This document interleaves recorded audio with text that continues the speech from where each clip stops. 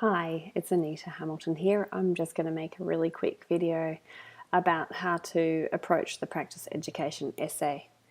So you can find the information about the essay in the assessment task folder in Blackboard. And I'm going to go through 10 steps to tackling this assignment. So the first step is to read it thoroughly.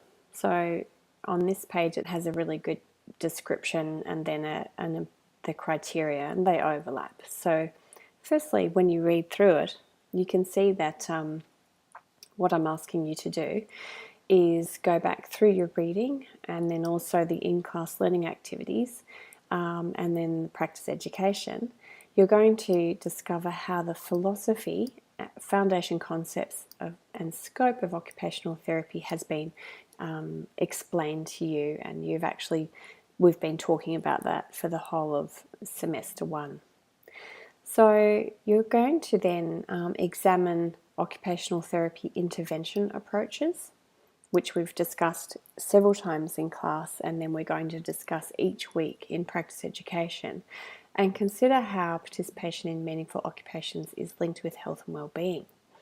Now, we started talking about that topic right at the very beginning of this course, and then we talked about approaches, and now we're bringing them together in practice education by saying, what are the approaches that occupational therapists are using that help these students participate in meaningful occupations? What are the meaningful occupations of the kids you see at school? So you're going to see the kids at their school and then consider the impact of the role, not just of the OT, but the role of them in a multidisciplinary team. Okay? And through that, you're going to be able to demonstrate your own knowledge that you've developed across the semester, and then apply independent research if you so choose, and demonstrate your emerging professional identity. So you've read it through, then you can see the criteria here, and this matches very neatly with the rubric, which I'll show you in a minute. So by looking at the criteria, you can see that it's about discussing the philosophy, foundation concepts and scope of practice, giving 3 examples of occupational therapy approaches. And notice here that the citation for that has been given as Basbaum and Christensen. This is important to notice because in APA 6th edition and previous editions, it's very clear that when you are citing an edited book, you cite the authors of each chapter as they are listed in the chapter. You don't cite the editors of the book. So this chapter was written by Julie Bass first and Carolyn Baum second and Charles Christensen third.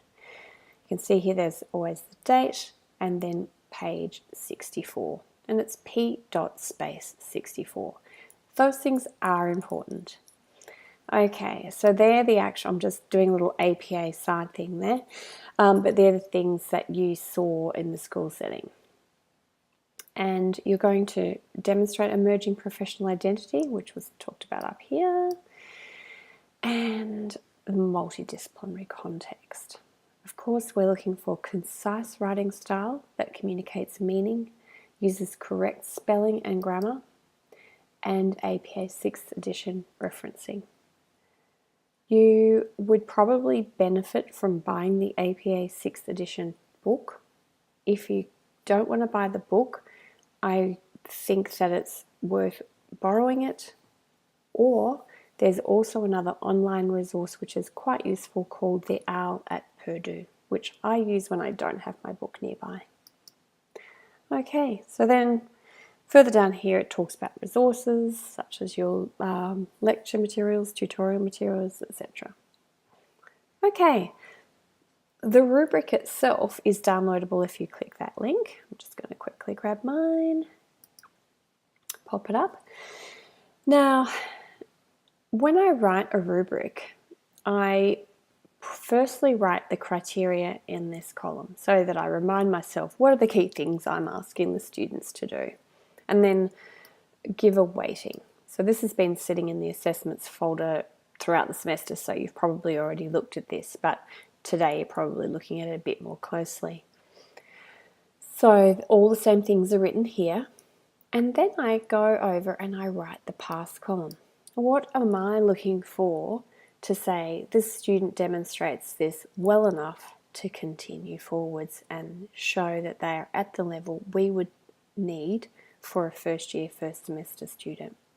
So words like basic and lists are featured all the way down here. We do want a concise writing style that communicates basic meaning, because we do expect you to have reasonably good communication skills through writing at this point because you are at university. You can see that it goes up a level to succinct, succinct again, and then clearly rather than soundly, and then sophisticated and skillfully communicates. So it's going upwards towards an HD. The words themselves, discerning, here's a really, here's a great word, discerning, that you thought very clearly about the ones you were going to include. You're probably going to see more than 3 examples. Did you choose well? Did you choose 3 clearly different ones to demonstrate your understanding of all the different approaches? Okay. So once you've actually looked at the rubric, it's then time to start thinking about writing a plan. Okay, so here we are. We've got a blank piece of paper. I'm going to write a plan. So what I want to do is, of course, break it down into sections, thinking about the rubric itself. And all papers have to have an intro, and they all have to have a conclusion. So we know that much. And we also know that it can only have 1,500 words, and that's not a lot. Keep that in mind.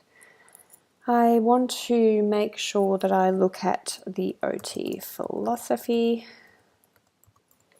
I want to look at the multidisciplinary team.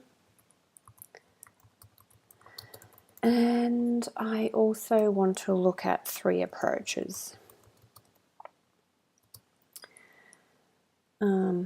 And that's going to be interesting because I'm going to probably have quite a few more than that I would want to do. Okay, so philosophy here, I'm going to do values, health and well-being, etc. Okay, so how many sections have we got here? So we've got intro and conclusion, 1, 2, 3, 4, 5, 6. So I'm thinking, 1,500 words divided by 6.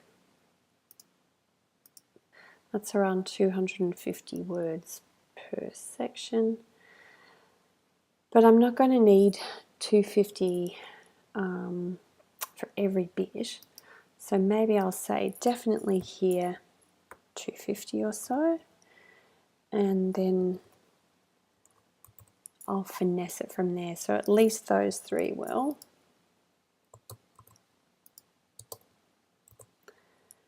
And then maybe I could make that 200 words. And maybe this one could be 150. And then the difference can be here. So we'll say about 400 for this section. Okay, so looking at this right now, I haven't been out on prac yet, but guess what I could do? I could do this bit before I go on prac, because I know that all of this has been done in class, and I could also start looking at different things online in the USC library to get more information. And these ones here, I could actually do them now also, because we've done them in class, and all I need to do now is get some ideas and get the definitions. I can cite them. I can get them all structured, ready to go, and then all I have to do is keep my eye open for some of them while I'm in prac. So in fact, I could do all of them completely and then use the best ones when I write the paper. And of course, I'm not going to write my introduction or my conclusion until I finish, because I don't really know what's going to happen yet in this paper. I've got a bit of an idea, but I haven't written it yet. So that's my first plan, and that's how I generally start writing papers, is to write a plan like that. And it's good to come back to that plan while writing the paper. Okay, so what's my next step?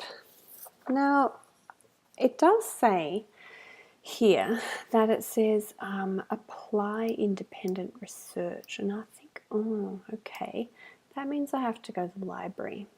Okay, so to actually get information to extend the paper beyond just the course materials, I want you to go to the USC library, and you'll see that in one of the videos that I'll show you, not that I'll actually press play on, you can do that yourself, but I'll show you where it is. It's really important that you don't just hit Google at this point, that you actually find scholarly literature to refer to. And that is one of those things that in the rubric that's will come out in terms of the level of literature that you're using. So head over to the USC library virtually. You can do all of this from home, or you can actually physically go there if you'd like their help with this process. So I really recommend you get familiar with the library guides, and down here in health we've got occupational therapy. There's quite a lot of overlap in terms of what they recommend for everybody, but specifically for us, there's quite a few here now. So research skills tutorial heads us into this page, and really what research skills are is information literacy, so your ability to find and understand information. Okay, so press start. There are 6 steps. So defining the information that you need, which is to do with the sections of the paper you want to expand upon. So maybe it's about the interdisciplinary team and occupational therapy. Then you develop a search strategy, so go into there to find out about that. Select information sources, find them, evaluate it to work out which ones you will include and which ones you won't. And then, of course, writing and citing. So there are the 6 steps inside there. And this is a cute video about why Google isn't really the best place to start or finish with that strategy. So I've gone to the library, I've got further information, and I'm extending my reach. So now it's time to write the first draft. Now, the easiest way to write a paper is to edit one. So you've got to write something to start with, because there's got to be something to edit. So don't worry about grammar, and don't worry about spelling. Yeah, easier said than done, I know. But just write. So with that plan in mind, start thinking about, well, what am I going to put into my paper? So start expanding on each of these sections. Just write. Don't worry about the finessing. Now, then, go back and review the assessment task. So now you've started writing, are you meeting the criteria? Have you hit each of these things? Have I discussed the philosophy and foundation concepts and scope of occupational therapy? Have you identified 3 examples of OT approaches? Maybe you're not there yet, but have you planned to? Have I demonstrated an emerging professional identity? Is it framed around the common orientations, values, and attitudes? Whose work did I use to back that up? Did I talk about multidisciplinary context?